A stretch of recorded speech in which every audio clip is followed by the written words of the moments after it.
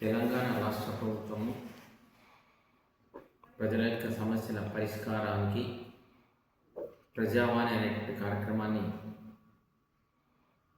ప్రవేశపెట్టింది. ఈ ప్రజావాణి అనే కార్యక్రమము ఆల్రెడీ రాష్ట్ర స్థాయిలో ప్రతి సోమవారము నడుస్తున్నది. అదేవిధంగా జిల్లా స్థాయిలో నడుస్తున్నది, డివిజనల్ స్థాయిలో కూడా నడుస్తున్నది. ఈ 3 స్థాయిలలో వచ్చేటువంటి ప్రజా సమస్యలు గ్రామ ప్రాంతాలకు సంబంధించినటువంటి సమస్యలే వస్తున్నటువంటి విషయాన్ని ప్రభుత్వం గ్రహించింది. ఈ చిన్న చిన్న సమస్యలు కూడా రాష్ట్ర స్థాయి, జిల్లా స్థాయి, డివిజనల్ స్థాయి వరకు ప్రజలు వస్తున్నారనేటువంటి విధానాన్ని గమనించి వారికి దూరాభారమైనందున, అదేవిధంగా ఆర్థికంగా కూడా భారమవుతుంది. అదేవిధంగా వారు ఒకరోజు పనిని కూడా కోల్పోవాల్సి వస్తున్నందున ఈ సమస్యల పరిష్కార విధానాన్ని మండల స్థాయిలోకి తీసుకురావడానికి గాను జిఓఎంఎస్ నెంబర్ 4 ద్వారా మండల స్థాయిలో కూడా ప్రజావాణి కార్యక్రమాన్ని చట్టబద్ధం చేసింది. ఈ మేరకు మండల స్థాయిలో ఈ నెల 17వ తారీఖు నుంచి ప్రజావాణిలో గ్రామస్తుల మరియు మండలంలో ఉంటే అన్ని ప్రజల యొక్క సమస్యలు ఏమైనా ఉన్నట్లయితే వారి సమస్యను రాతపూర్వకంగా, సంక్షిప్తంగా, సమస్య సులభంగా అర్థమయ్యే విధంగా విజ్ఞప్తిని మండల ప్రజాప్రతినిధి కార్యాలయం తాండూరులో వారు అందజేయవచ్చును. ఈ మండల ప్రజావాణి కార్యక్రమానికి మండల స్థాయిలో ఉన్నటువంటి అన్ని డిపార్ట్మెంట్స్ కూడా హాజరవుతారు. తహసీల్దార్ గారు, వ్యవసాయ శాఖ అధికారి, హార్టికల్చర్ శాఖ అధికారి, డిటి సివిల్ సప్లైస్, మండల పంచాయతీ అధికారి, మండల వైద్యాధికారి, మండల పశుసంవర్ధక శాఖ అధికారి, మండలానికి సంబంధించి ఐసిడిఎస్ అధికారి, అదేవిధంగా సహాయ ఇంజనీర్ పంచాయతీరాజ్, సహాయ ఇంజనీర్ గ్రామీణ నీటి సరఫరా, సహాయ ఇంజనీర్ ఆర్ఎండ్బి, సహాయ ఇంజనీర్ ఇరిగేషన్, అదేవిధంగా సోషల్ వెల్ఫేర్ డిపార్ట్మెంట్ సంబంధించినటువంటి ST welfare, SC welfare, BC welfare, minority welfare, అదేవిధంగా గ్రౌండ్ వాటర్ డిపార్ట్మెంట్,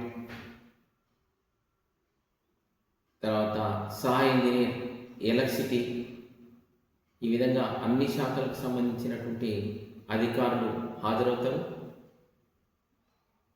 ఏ శాఖకు సంబంధించినటువంటి పిటిషన్ను ఆ శాఖ వారు స్వీకరిస్తారు. ప్రతి పిటిషన్ కూడా గతంలో మాదిరిగా కాకుండా ప్రతి పిటిషన్ కూడా ప్రజావాణి పోర్టల్ ఉన్నది. ఆ పోర్టల్లో నమోదు చేయడం జరుగుతున్నది. వెబ్సైట్ ద్వారానే ఆ పిటిషన్ వారికి ఆ సంబంధిత శాఖకు వెళ్తుంది. ప్రతి పిటిషన్ కూడా కంప్యూటర్ ద్వారా ఒక నెంబర్ కేటాయించబడుతుంది. ఆ పిటిషన్ను పరిశీలించి ఆ పిటిషన్కు వారి స్థాయిలో పరిష్కారం అయ్యేది ఉంటే వారి స్థాయిలో పరిష్కారం చేస్తారు. పై స్థాయిలోకు పంపించేదైతే పై స్థాయికి పంపిస్తారు. మొత్తంగా ఆ పిటిషన్కు తుది సమాధానం లేదా మధ్యంతర సమాధానం ఒక వారం నుంచి 15 రోజుల్లో ఆ పిటిషన్ మీద చర్య తీసుకొని తుది సమాధానం కానీ మధ్యంతర సమాధానం కానీ అందజేయడం జరుగుతుంది. ఒక విధంగా ప్రజల సమస్యలు పరిష్కారం కాకపోతే నా సమస్య పరిష్కారం ఎందుకు కావటం లేదనేటువంటి విషయం కూడా ఆ పిటిషన్దారుకు స్పష్టంగా అర్థమవుతుంది. కాబట్టి ప్రజలు వారి సమస్యలు పరిష్కారం చేసుకోవడానికి ఈ ప్రజావాణి అనేటువంటి వేదికను ఉపయోగించుకొని వారి సమస్యల పరిష్కారానికి వారు మార్గం సుగమం చేసుకోవచ్చు. ప్రభుత్వం ప్రజలను ఉద్దేశించి తెలంగాణ రాష్ట్రంలో ఏ సామాన్య పౌరుడు కూడా వారి సమస్య పరిష్కారం కాకుండా ఉంటే ఆ పరిష్కారం కాకపోవటానికి గల కారణాలను ఆ పౌరుడే తెలుసుకోవటానికి గాను ఈ మంచి కార్యక్రమాన్ని ప్రవేశపెట్టింది. ఈ కార్యక్రమాన్ని అందరూ కూడా సద్వినియోగం చేసుకోవాలి. దీన్ని సానుకూలంగా ఆలోచన చేసుకోవాలి. ప్రజలకు ప్రభుత్వ పథకాల ద్వారా అందేటువంటి లాభం ఏదైనా ఉన్నట్లయితే అందకపోవటానికి కారణం కూడా మనకు తెలియవస్తున్నది. దీన్ని సానుకూలంగా ఉపయోగించుకోవాలి, వ్యతిరేకంగా ఉపయోగించుకోకూడదని కూడా మండల ప్రజలందరికీ తెలియజేస్తున్నాను. రెవెన్యూ డిపార్ట్మెంట్ అట్లయితే వారి భూమికి సంబంధించినటువంటి సమస్యలు, పట్టాదారు పాస్బుక్ కావచ్చు, భూమాతకు సంబంధించినటువంటి సమస్యలు వారికి తెలుసుకోవచ్చు. అదేవిధంగా సివిల్ సప్లైస్ డిపార్ట్మెంట్కు సంబంధించి ఏమైనా సమస్యలు ఉన్నట్లయితే వారికి రేషన్ కార్డు, రేషన్ షాపు సరిగా వేలల ప్రకారం వారు తీయకపోయినా లేదా తూకంలో ఏమైనా సరే తేడాలున్నా అటువంటి సమస్యలు కూడా దీని ద్వారా తెలియజేసుకోవచ్చు. గ్రామాలలో మంచినీటికి సంబంధించినటువంటి సమస్యలు, త్రాగునీటికి సంబంధించిన సమస్యలు ఉంటే తెలుసుకోవచ్చు. అదేవిధంగా ఎలక్ట్రిసిటీ డిపార్ట్మెంట్ విషయానికి వచ్చినట్లయితే ట్రాన్స్ఫార్మర్స్ కావచ్చు, లూజ్ వైర్లు కావచ్చు, విరిగిపోయిన పోల్స్ కానీ, తుప్పు పట్టిన పోల్స్ కానీ అటువంటి సమస్యలు ఏవైనా ఉన్నట్లయితే అవి ఎలక్ట్రిసిటీ డిపార్ట్మెంట్ దృష్టికి తీసుకొని రావచ్చు. అదేవిధంగా పశుసంవర్ధక శాఖకు సంబంధించినటువంటి గ్రామాల్లో పశువులకు సంబంధించిన టీకాలు కావచ్చు, లేదా పశుసంవర్ధక గ్రామ స్థాయి అధికారులు ఎవరైనా సరే వారి సేవల్లో ఇంకా మెరుగైన సేవలు అందించడానికి కాను ఏమైనా ఇబ్బందులు ఉన్నట్లయితే ఆ సేవలను కూడా పొందవచ్చు. అదేవిధంగా వైద్య శాఖకు సంబంధించి ఏఎన్ఎంస్ కావచ్చు, ఆశాలు కావచ్చు, వారికి సంబంధించినటువంటి సమస్యలు ఏమైనా సరే వారి సేవలు ఏమైనా లోపాలు ఉన్నట్లయితే వాటిని కూడా పరిష్కరించుకోవటానికి మండల ప్రాథమిక వైద్య ఆరోగ్య అధికారి దృష్టికి తీసుకొని రావచ్చు. అదేవిధంగా పంచాయతీరాజ్ ఇంజనీరింగ్, ఈ విధంగా ఆర్ఎండ్బి, ఈ విధంగా సోషల్ వెల్ఫేర్, ఈ డిపార్ట్మెంట్కి సంబంధించిన సమస్యలు ఏవైనా ఉన్నట్లయితే వారు వ్రాతపూర్వకంగా వారి సమస్యలను ఉటంకిస్తూ పరిష్కారానికి చర్యలు కోరవచ్చు.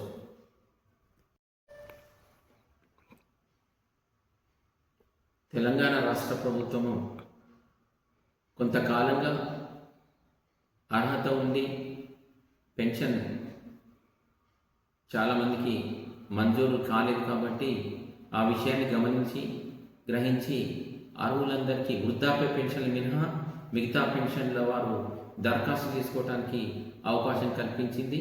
ఇందులో భాగంగా విడో పెన్షన్ అయినట్లయితే తప్పనిసరిగా విడో పెన్షన్దారు వారి భర్తకు సంబంధించినటువంటి మరణ ధృవీకరణ పత్రము, అదేవిధంగా బ్యాంక్ పాస్బుక్ మొదటి పేజీ, తర్వాత ఒక లేటెస్ట్ ఫోటో, రేషన్ కార్డు జత చేసి గ్రామ స్థాయిలో ఉన్నటువంటి గ్రామ పంచాయతీ కార్యదర్శికి అప్పగించినట్లయితే వారు తీసుకొని దాన్ని వెబ్సైట్లో నమోదు చేయటం జరుగుతున్నది. అదేవిధంగా సింగిల్ విమెన్, ఒంటరి మహిళ విషయానికి వచ్చినట్లయితే వారు భర్త నుంచి దూరంగా ఉన్నా లేదా భర్త వారిని దూరంగా పెట్టి 1 సంవత్సరం కాలం గడిచినట్లయితే వారు సింగిల్ విమెన్ అంటే ఒంటరి మహిళ పెన్షన్కు అర్హులు. దీనికి గాను గ్రామ స్థాయిలో మండల రెవెన్యూ ఆఫీసర్, తహసీల్దార్ గారు ఆధ్వర్యంలో గ్రామ పంచాయతీ సర్పంచ్, సెక్రటరీలు గ్రామ సభ నిర్వహించి గ్రామ సభలో వారి యొక్క స్థితిని చర్చించి తర్వాత స్థానిక విచారణ చేసి వారికి ఒంటరి మహిళ ధృవీకరణ పత్రం ఇస్తారు. దీనికి గాను ఒంటరి మహిళలు సెల్ఫ్ డిక్లరేషన్ అఫిడవిట్ కూడా ఇవ్వాల్సినటువంటి అవసరం ఉంటుంది.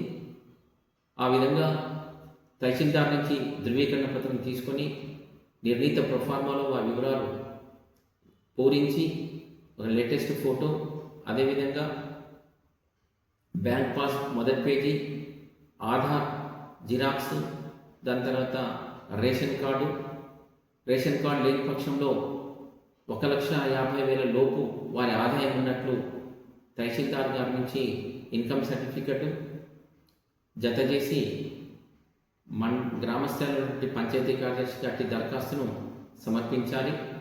ప్రతి ఒక్కరు కూడా ఫోన్ నెంబర్ను ఆ యొక్క అప్లికేషన్ ఫామ్లో పూరించాలి. అప్లికేషన్ ఫామ్ నమోదు చేసిన వివరాలు వెబ్సైట్లో నమోదు చేసిన తర్వాత వారికి మెసేజ్ కూడా రావడం జరుగుతుంది. అదేవిధంగా 30 సంవత్సరాలు గ్రామాలలో ఉన్నటువంటి వారికి 30 సంవత్సరాలు నిండి వివాహం కానట్లయితే వారికి కూడా ఒంటరి మహిళల కింద పెన్షన్ అందజేయబడుతున్నది. సేమ్ ఒంటరి మహిళ ఎవరైతే భర్తకి దూరంగా ఉన్నారో సేమ్ ఇదే విధంగా దీనికి కూడా గ్రామ సభలో వారి చర్చించి స్థానికంగా విచారణ చేసి సెల్ఫ్ డిక్లరేషన్ అఫిడవిట్ ఇచ్చినట్లయితే ఇచ్చి సామాజిక స్థితిగతుల ఆధారంగా కూడా దీనికి ఇది అర్హతను నిర్ణయించడం జరుగుతుంది. అదేవిధంగా మీరు కూడా దరఖాస్తు ఇచ్చినట్లయితే తీసుకొని వెబ్సైట్లో నమోదు చేయడం జరుగుతుంది. అదేవిధంగా వృద్ధులు, వికలాంగులు, వృద్ధులకు పెన్షన్ లేదు ఇందులో ఇంకా వారికి వృద్ధులకు తదుపరి 2వ దశలో వారికి సంబంధించినటువంటి దరఖాస్తులు పరిశీలిస్తామని ప్రభుత్వం తెలియజేసింది. ఇప్పుడు వృద్ధులు మినహా వికలాంగులు వారికి మీ సేవలో దరఖాస్తు చేసుకున్నట్లయితే వారి వికలాంగత్వం అధికారుల బృందం డాక్టర్ల చేత పరిశీలించబడి వారికి సదరం సర్టిఫికేట్ ఇవ్వడం జరుగుతుంది.